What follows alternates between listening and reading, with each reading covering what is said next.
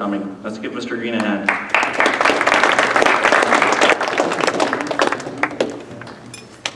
Thank you very much, Brad.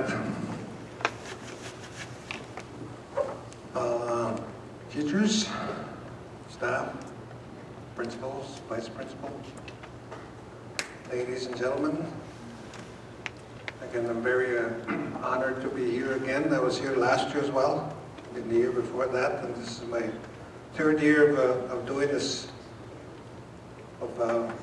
during Treaties Recognition Week. And I'm also was hired the first year by the Ministry of Indigenous Relations. They're the ones that started this process 3 years ago, and I want to acknowledge them because they're the ones that brought me here.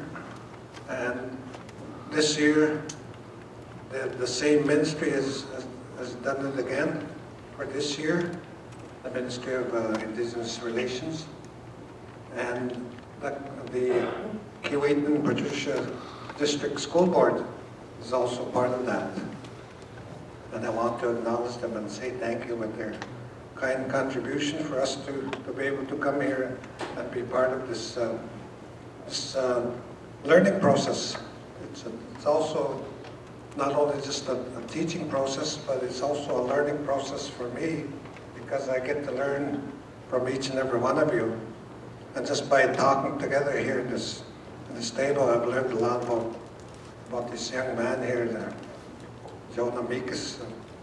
He lives close to a community where I go work every month for 5 days in a place called Sandy Lake.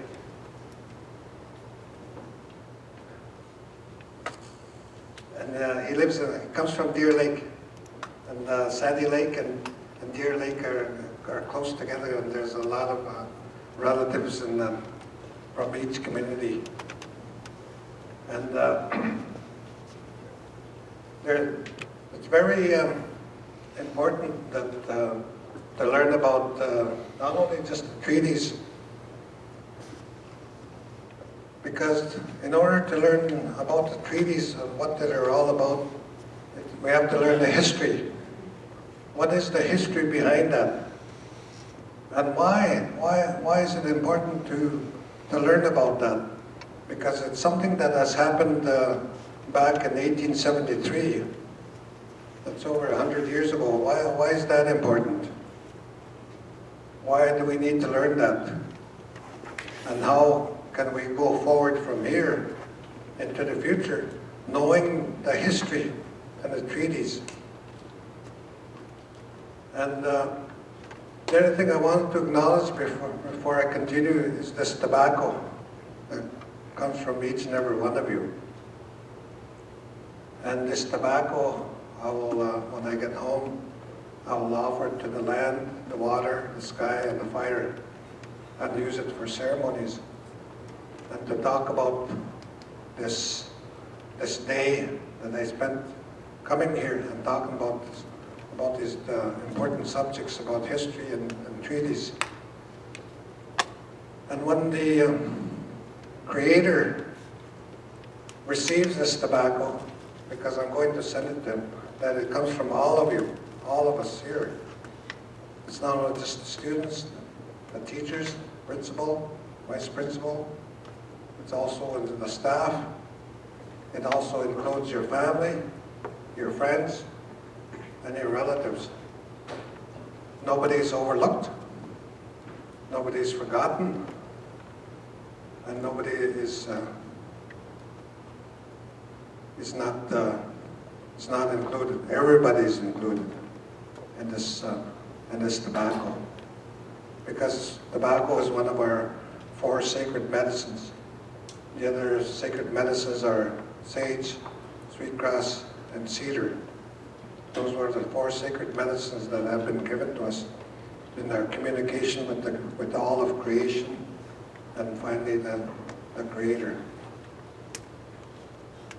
So what you see on the screen is a symbol. It symbolizes the relationship of what a treaty relationship is about.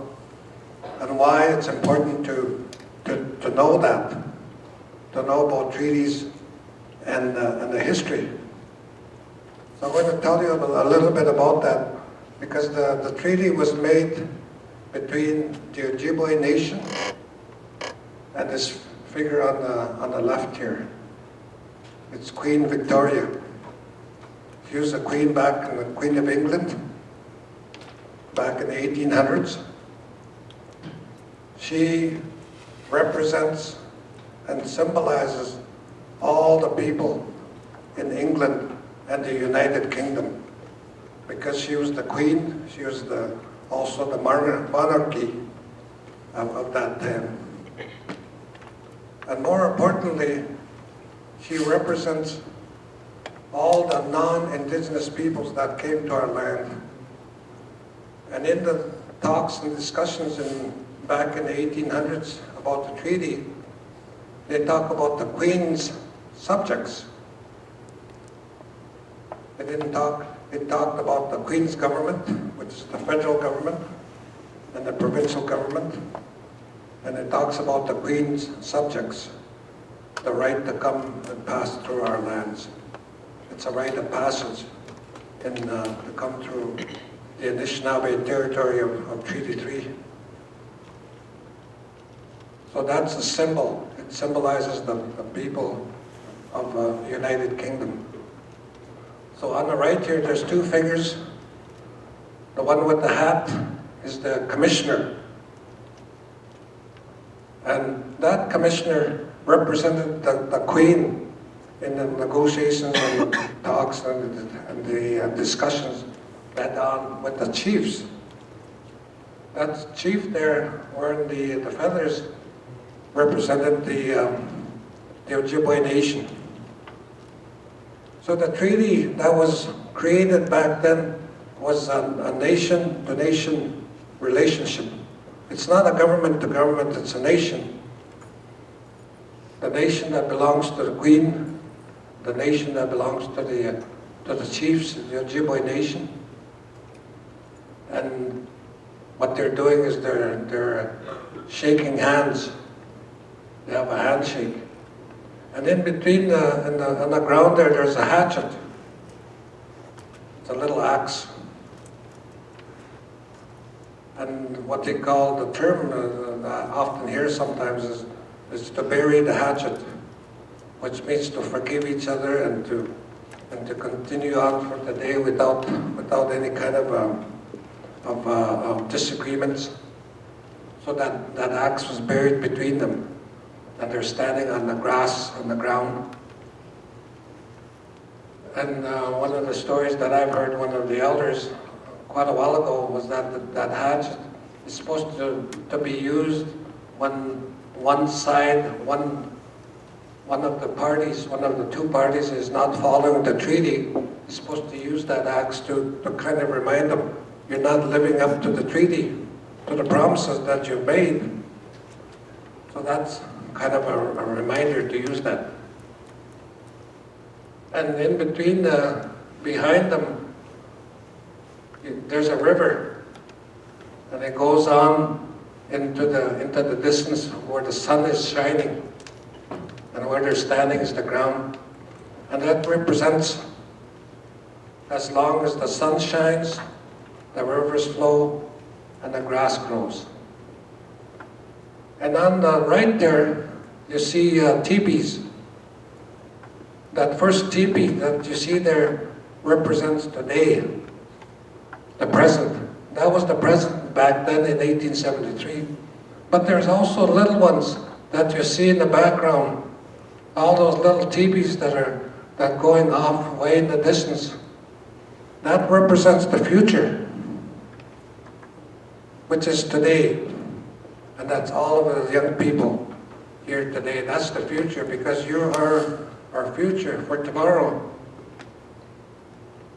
Because you are the descendants of the Queen's subjects and also the commissioner. And we are the descendants of those chiefs that created that treaty back then. So it's important to know that, because that treaty was based on three things. It was based on this relationship was based on peace, friendship, and respect. Those three things: peace, friendship, and respect. That's in the treaty. That's what they were talking about back then, so that it can apply to today. And there was in Silicon, when we did the opening ceremony, there was a sign behind on the stage there. It said that we are all treaty people. The treaty doesn't apply just back then. It applies as much as it is today. Because the treaty, in our interpretation, is a living document. Because we're keeping it alive, we're keeping that relationship alive, and we're also adding on to that treaty to establish a better and more good relationship with everybody. And that's very important because we need to develop and to create and to build a better world, a better environment, not the one that's polluted, not the one that's being destroyed. We need to develop a better world. And each and every one of you have the answers to that. I have it, and you have it. Each and every one of you have that answer. How we can build a better future for you, for your children, your grandchildren, your great-grandchildren, and those yet to be born. Because we need to think about 7 generations into the future. How are they going to live? How are they going to live when our world is so polluted and almost destroyed to an extent that in some areas there's clear-cut logging, there's a lot of pollutions going on, a lot of wars, conflicts going on, there's fighting going on. How can 7 generations into the future be able to survive then? The answer is here, today, in each and every one of you, to be able to come up with an answer how we can build a better world. This here, the treaty is part of it. It's a foundation of how we can begin to live together in a good, kind, peaceful way. Because it talks about peace, friendship, and respect. Peace is more than just an absence of war. Peace is about a feeling, an emotion that you can have in your mind, your heart, your body, and your spirit. At times, when you feel calm, you feel relaxed, you can think better, things are clear, and that's peace. We need to have more of that. And friendship is a little easier to understand because we can make friends with anybody, everybody that we wish to, that we want to, and we have friends with everybody. And those friends can help us too. And respect, for me anyway, the way I understand respect is about to be treated the way I want to be treated. I treat people the way I want to be treated. The example I gave this morning was that when my son and I came to the doorways there where I was met by Brad, shook our hand, and these 2 wonderful ladies were here too. And they shook our hand, welcomed us. Jonah was here and came right away and started talking to us. And that's a sign of respect, respecting each other. It doesn't matter what differences that we are, what differences that we have in our skin color, in our culture, and the way of life that we have. So it's important to know the treaties and our history. Our history has not been a very good one, especially the way our peoples have been treated in the past. And one of the ways that I got to know about our peoples was, I used to work in a jail for 4 years. And inside those jails and inside those prisons, there are more indigenous peoples, more inmates in there than any other nation. We outnumber the non-indigenous peoples in jails and in prisons. Why is that? Because in the 1884 to 1885 to 1894, our way of life was criminalized.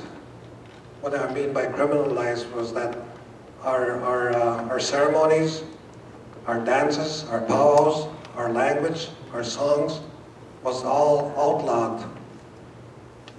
It was against the law to have drums, pipes, ceremonies, sweat lodges, sun dances. It was all against the law to have that. So a lot of our people went underground. That's why we're able to have some of our ceremonies, but we lost most of them.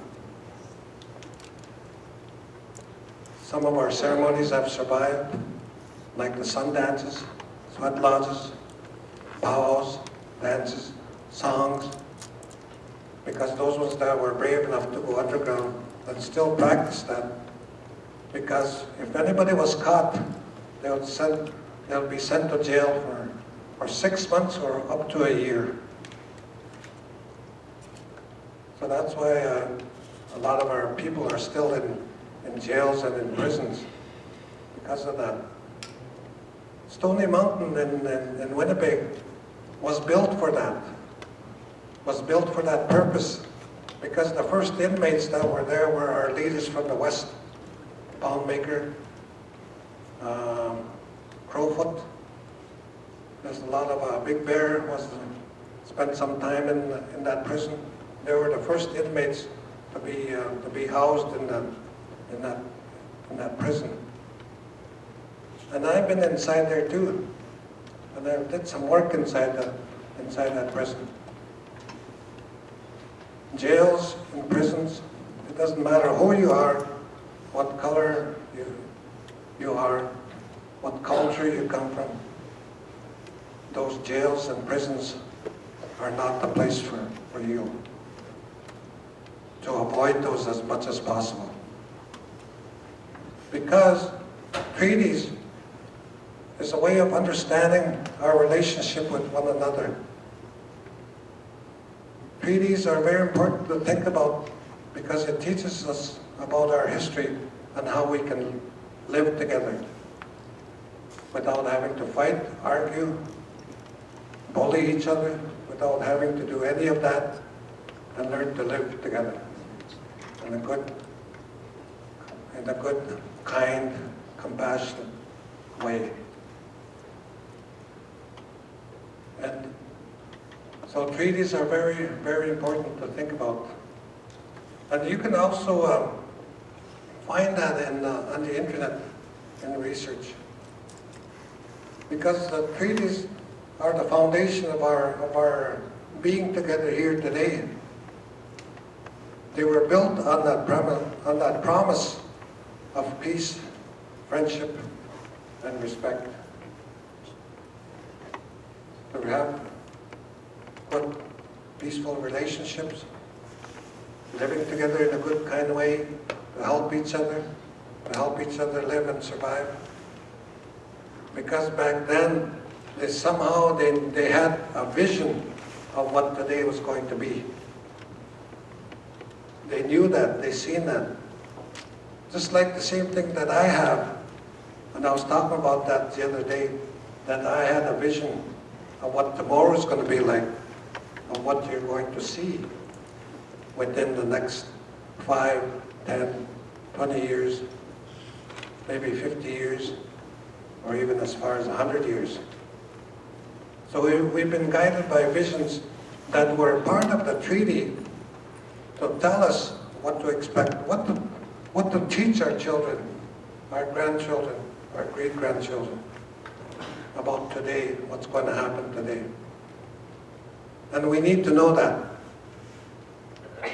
because each and every one of us has a responsibility to the Creator how to live in a good, kind, compassionate way. That is one of the reasons why we were born into this time, a time of wars, conflicts, pollution, all of these things happening around the world. And it's important to know that, because all of you, each and every one of us, have the answer how we can correct that and how we can influence. The word is influence the decision makers, the ones that make all the decisions for all of us. They're in government, corporations, institutions. Those are the decision makers that decide for all of us. One important factor why they decide for all of us has to do with money. Because they make profits from all the things that come from the earth. Industries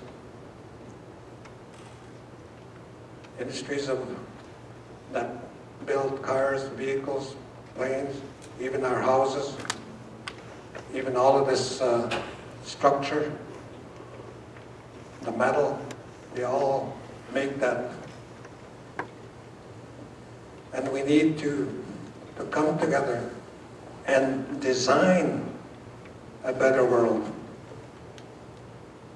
One that's based on peace, friendship, and respect.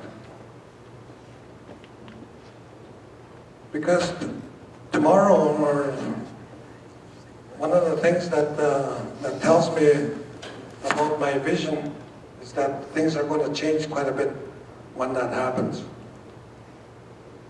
And my vision I had was that I was back home at Shoal Lake. It was a nice, clear, sunny day, and my friends of mine were sitting outside on the ground, just enjoying our visit and talking. And all of a sudden, to the west, towards Winnipeg, to the west there, we seen this plane coming, and we knew it was going to crash. And it did crash right beside on the lake there, on that bay. So what we did was we took off. We went to that site right away and tried to save as many people as possible. My vision was so clear that I could see people trying to get out, people that were burning, people that were killed, and we tried to save as many possible because that plane was slowly sinking into the water. And as we were doing that, something caught my eye. I was looking, and then I looked up. Then I seen these big planes just gliding around, 2 or 3 of them, maybe 4 of them, just gliding and slowly coming down and crashing into the world, onto the ground.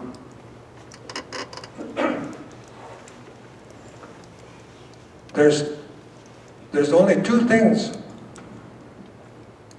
that can cause that, of what happened in my vision of those planes crashing.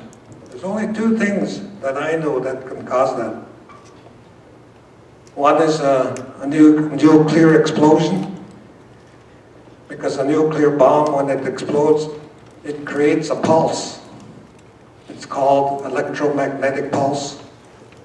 And when that pulse moves and goes everywhere, it knocks out everything that has technology in it. Computers, TVs, cars, vehicles are totally useless because it's knocked out by that.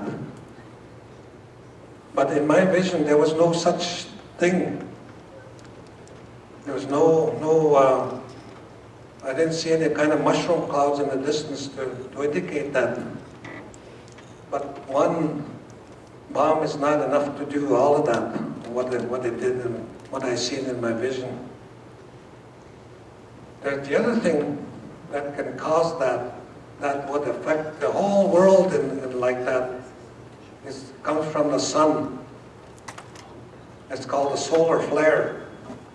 And it creates the same pulse from that sun when it creates that solar flare. And it creates the same thing that can go around the world. It hits the world entirely. So that's what I figured, that's what happened. So the reason why I was showing that was that provided a warning to each and every one of you to be prepared for that. There was a storm that happened about 2 weeks ago in Manitoba. It was a snowstorm in October. It was a different kind of snow. It was wet, heavy, and it affected all the power lines. It knocked down hydro poles. It knocked down even the hydro towers. And power was out for 2 or 3 days. Power is still out in some communities that have been affected heavily. Those communities that were affected by the power out were then evacuated to Winnipeg because they had no hydro. They didn't know when hydro was going to come back on. And people that came from those areas said it was hard. It was hard to go without technology. We couldn't even use our cell phones. We couldn't even use our computers. We couldn't even drive out in some areas because the snow was too deep. So we need to prepare ourselves in our mind how we're going to survive, what's going to happen into the future, and to help each other. Each and every one of you students have very intelligent and brilliant minds that come up with all of these answers with the help of your teachers and staff that work here to develop answers for that. There's always an answer to any kind of a problem, or any kind of a situation, to any kind of a challenge. There's always answers to that.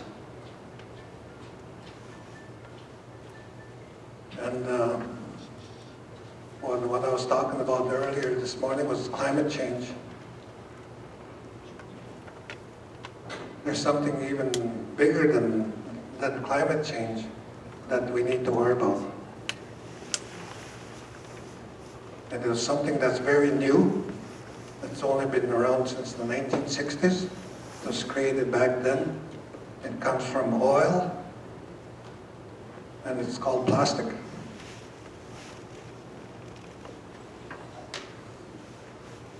It's things like this that contains water. It's all plastic.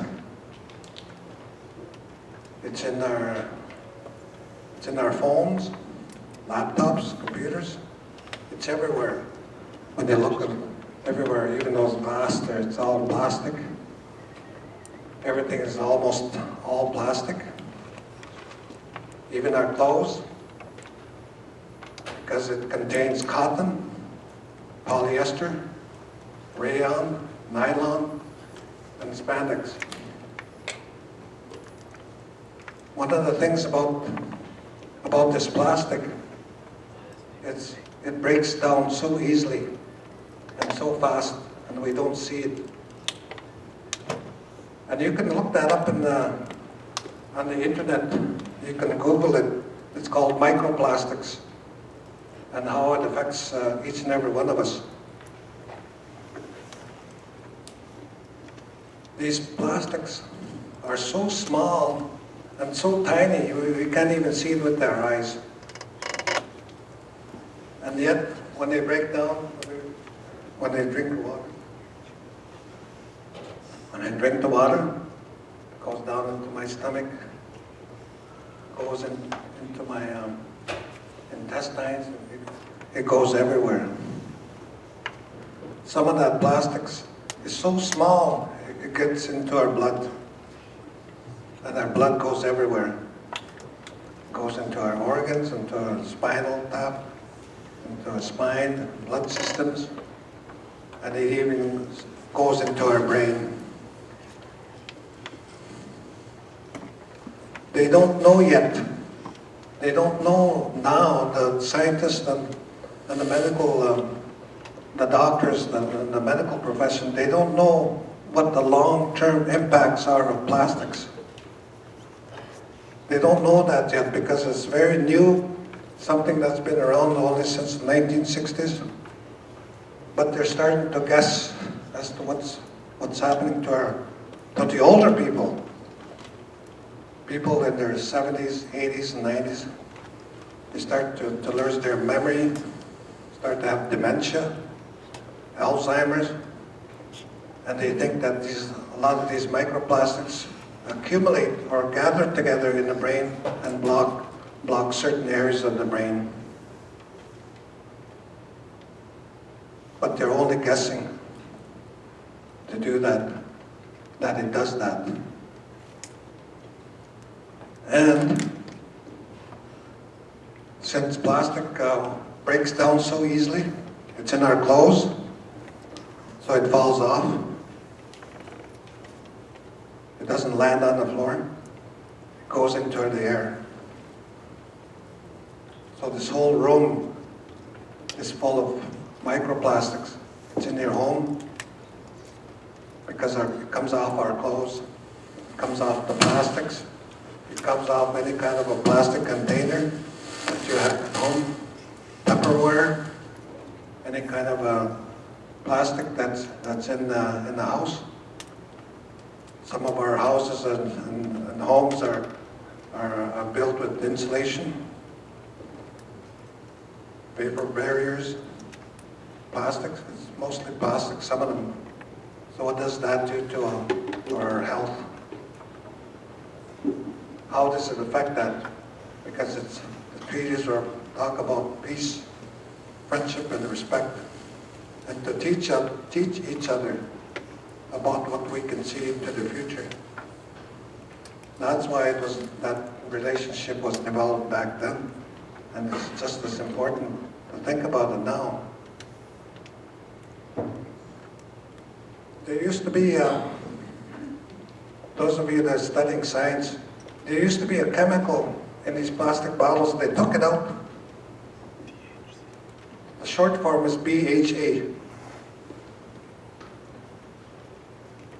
It used to be in that. And the study that I've read in spring, they did a study in United Kingdom. Those teenagers from 13 to 25, they did that study in them. And they found that chemical, BHA, to be in the urine of those teenagers, of those people. So how did that chemical get in there? Because it was in our plastic bottles.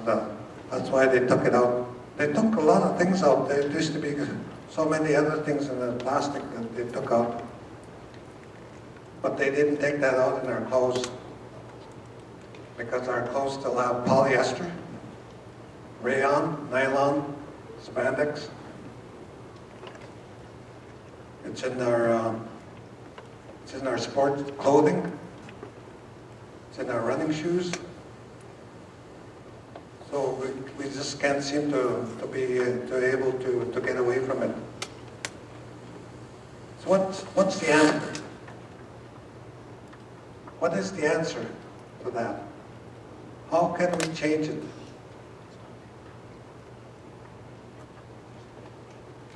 One of the ways that I've learned that was created by the indigenous peoples thousands of years ago was this ceremony called the sweat lodge.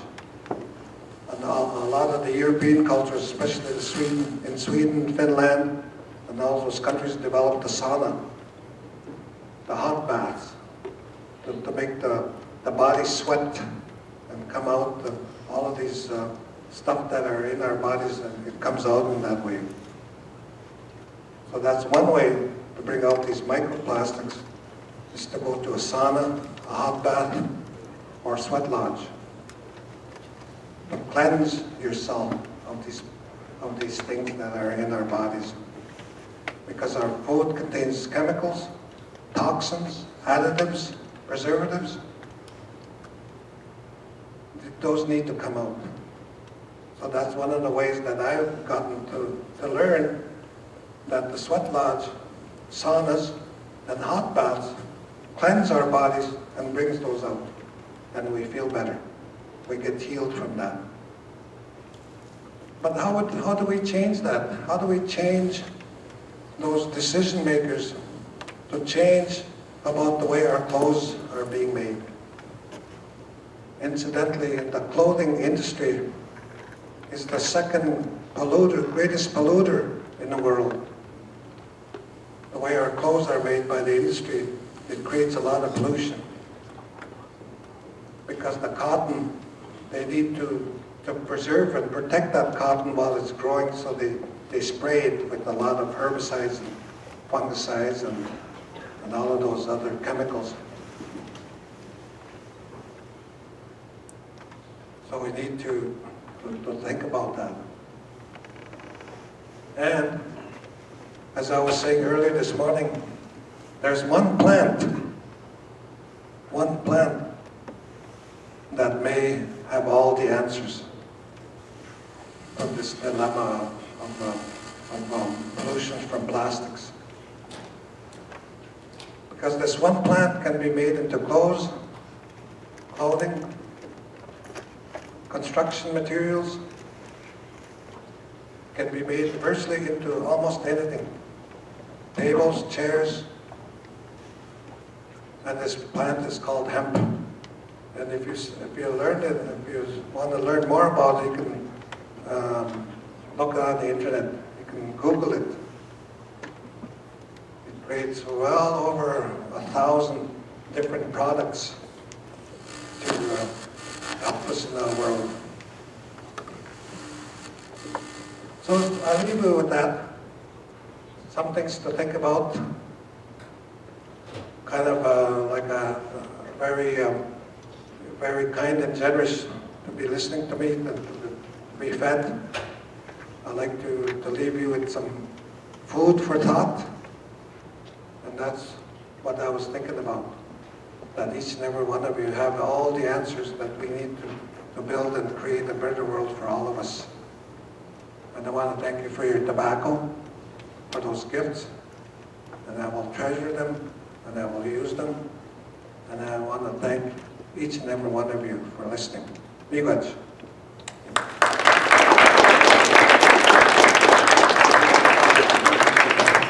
Just want to once again thank Mr. Greene for coming today. Thank you for your stories of respect, friendship, peace, and for sharing your time and knowledge with all of us. Thanks again. Thank you.